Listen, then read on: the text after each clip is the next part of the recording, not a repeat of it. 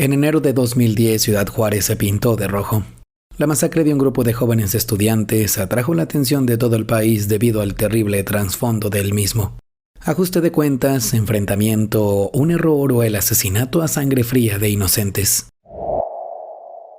Aquí te cuento la historia detrás de la masacre de Villas de Salvarcar. La crónica de una noche de estudiantes, sueños truncados y la lucha inalcanzable de unas familias por limpiar la memoria de los suyos. Un suceso minimizado por un corrupto gobierno. O al menos, eso cuenta la historia.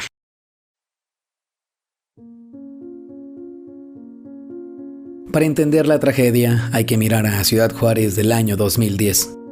Era el epicentro de la llamada guerra contra el narcotráfico, catalogada en ese momento como la ciudad más violenta del mundo, superando a zonas de guerra activas. Lugar donde decenas de inocentes terminarían sus días. El cártel de Sinaloa, comandado por Joaquín El Chapo Guzmán, y el cártel de Juárez de Vicente Carrillo Fuentes, se disputaban el control de la frontera a sangre y fuego, utilizando a pandillas locales como carne de cañón. Los ecos de la violencia rompieron el frío intenso de aquel 30 de enero. Desde el fraccionamiento Villas de Salvarcar llegaron noticias de que una terrible balacera había ocurrido en una casa de interés social. En un principio, desde las altas esferas del gobierno, se habló de un problema entre pandilleros. Había varios muertos. Entre ellos, afirmaban los primeros datos, puros criminales. Pero cuando empezó a fluir la información desde las calles de Juárez, el país se conmocionaría. Sí, había decenas de víctimas acribilladas, pero se trataba de jóvenes, estudiantes de preparatoria y universidad, deportistas y muchachos de familias trabajadoras que solo celebraban un cumpleaños. Nada sería sencillo en la investigación de los sucesos de aquel sábado 30 de enero de 2010. No era solamente un tiroteo con oscuras consecuencias, era la prueba definitiva. El crimen organizado no tenía que resolver sus paranoias a tiros donde fuera, delante de quien fuera, y el gobierno estaba dispuesto a culpar a los muertos para no asumir su fracaso. 15 fueron las víctimas mortales de aquella noche, además de una decena de heridos graves. Todo había ocurrido como el ojo de un huracán, rápido, ruidoso, violento. Después el silencio, el miedo, la histeria. Por espacio de unas horas, la calle de Villas del Portal fue el centro del país y al mismo tiempo, el centro de una confusa maraña de información. Para las autoridades era primordial justificar el origen del enfrentamiento. Pero la impecable vida de los jóvenes asesinados complicó todavía más las cosas.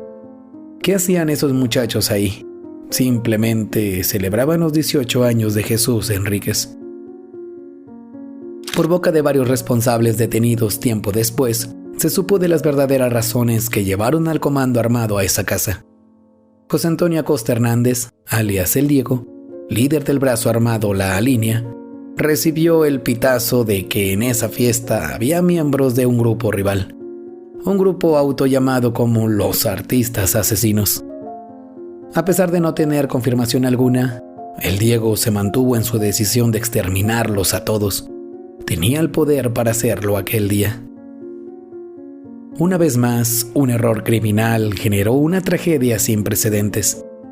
A las 11:30 de la noche, los jóvenes reían y escuchaban música. Minutos antes de la medianoche, el comando llegó.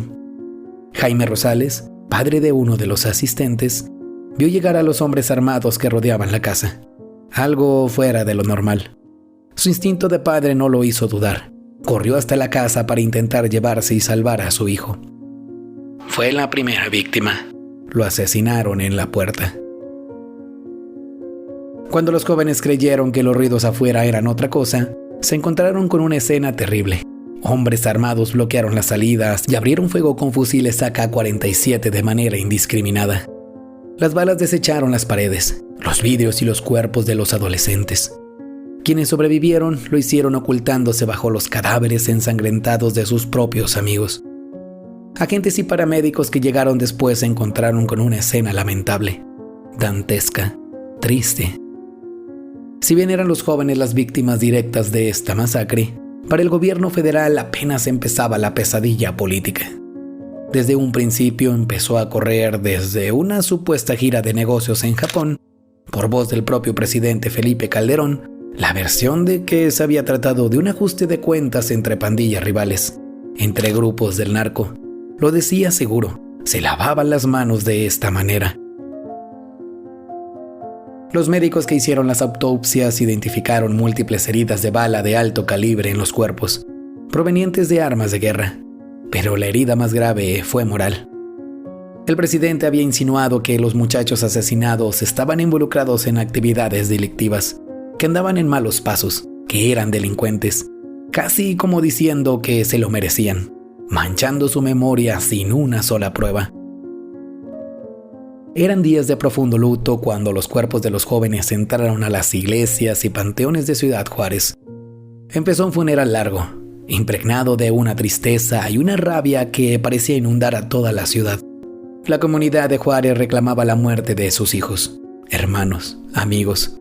Se decía que la tragedia se empeñaba en enlutar la frontera. Fluyó un largo río de dolientes y de indignación nacional.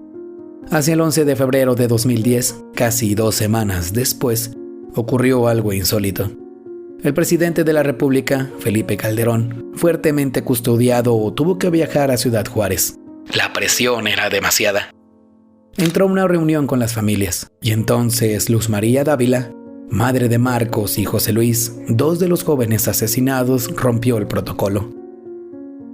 Brincó a los guardias, se plantó frente al presidente y empezó a escucharse un grito que se cerraba en torno al mandatario. Le exigían justicia. Alguien recordaría después que parecía que la sala iba a estallar. Dentro de esos muros rebotaba el clamor de una madre destrozada. «Yo no puedo darle la mano y decirle bienvenido», le dijo Luz María al presidente de México en su cara. «Usted dijo que eran pandilleros, que eran narcotraficantes. Mentira. Yo quiero que usted se retracte». Las indagaciones de aquellos tiempos permitieron esclarecer, entre numerosas polémicas y dolor, lo ocurrido. Efectivamente, se había tratado de un ataque del narcotráfico, pero no de un enfrentamiento, sino de una masacre unilateral contra civiles inocentes, producto de una información equivocada de los cárteles. Fueron abundantes las críticas y las sospechas sobre las investigaciones iniciales. Se puso en duda la versión oficial que criminalizaba a los jóvenes. Uno de los sobrevivientes, un atleta que recibió 12 balazos, aseguraría después que la estigmatización del gobierno dolía tanto como las heridas físicas, sugiriendo de esa forma que no se había tratado de un simple error presidencial, sino de una táctica para justificar la ola de homicidios en la ciudad. Se formaron operativos y la presión internacional exigió resultados en una investigación que tardó años sin dar frutos y a medias. Durante años, diversos sectores de la sociedad han opinado que la justicia quedó coja. En aquella indagación se llegó a detener al Diego, quien en 2011 fue extraditado a Estados Unidos y condenado a 10 cadenas perpetuas, junto con su cómplice el tío. Pero el trabajo de investigación sobre los demás autores materiales dejó más preguntas que respuestas, y muchos asesinos libres. Hoy en día, esa casa de Villas de Salvarcar sigue en pie. Ya no es una casa de interés social. Es un memorial de cruces de madera y piedras con los nombres de las 15 vidas perdidas. Siguen doliendo las verdaderas razones de la impunidad en México. Y quizás nunca haya consuelo suficiente para los padres. Pero aquel día fatídico pasó a la historia de las tragedias grandes de Ciudad Juárez y el país. Un trágico 30 de enero de 2010. Cuéntanos tú qué piensas de esta historia. Esto no es para crear morbo, es para exigir justicia, para recordar la memoria de estos jóvenes estudiantes, deportistas, hijos y hermanos, para no olvidar la corrupción del gobierno y así exigir las respuestas a todos estos casos. Un abrazo con todo respeto para las familias de las víctimas. No nos queda más que agradecer a toda la audiencia. Recuerda que cada semana te presentamos un caso igual de interesante a este. Así que no olvides suscribirte al canal para que no te pierdas ninguno de ellos. Te saluda Martín Santana. Nos escuchamos la próxima semana con otras historias de esas del México que se fue. Del México que duele. Ya que aún hay mucho que contar.